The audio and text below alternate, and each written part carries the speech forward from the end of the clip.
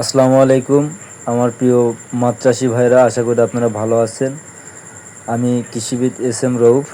আমি একজন খুবই ক্ষুদ্র মাছ চাষি। আমার ছোট ছোট কয়েকটা পুকুর আছে। যে পুকুরের ভিডিওটি দেখতেছেন, এই পুকুরটি 22 শতক। যাই হোক, ছোট একটি পুকুর। এখানে কিছু মাছ দেওয়া আছে আমার। বাংলা মাছ আছে, ট্যাংরা মাছ আছে। তো যাই হোক, আমি প্রাকৃতিক খাদ্য নিয়ে কিছু কথা বলতে চাচ্ছি। আসলে অনেক বড় বড় চাষিও আছে, আমার এই ভিডিওটা দেখতে পারেন। তো যাই হোক, ভিডিওটা দেখে কিছু মনে করবেন না। আমি যেভাবে আমার পুকুরে প্রাকৃতিক খাদ্য তৈরি করে থাকি, সে কথাটাই আমি আপনাদের সাথে শেয়ার করতেছি। আমি এই পুকুরে আগামী 3 দিন আগে আপনার 5 কেজি খোল নিয়েছি আর 10 কেজি সার নিয়েছি। তার মধ্যে 5 কেজি ইউরিয়া আর 5 কেজি ড্যাপ আর আপনার মোটামুটি কেজি 20 গোবর, তার মানে অর্থাৎ গরুর গোবর সার আমি মোটামুটি ভিজিয়ে রাখছিলাম 3 দিন। 3 দিন পরে আমি গোটাল পুকুর ছিটিয়ে দেই।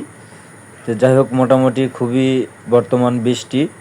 তো যাই হোক, আজকে মোটামুটি রোদ বের হয়েছে বিধায় মোটামুটি প্রাকৃতিক খাদ্য প্রচুর আমার পুকুরে উঠছে। তো যাই হোক, এই কয়েকদিন অল্প অল্প একটু উঠলো প্রাকৃতিক খাদ্যটা। তো যাই হোক, যতটুকু হয়েছে মাছ খেয়ে শেষ করছে। আজকে বর্তমান এই অবস্থা।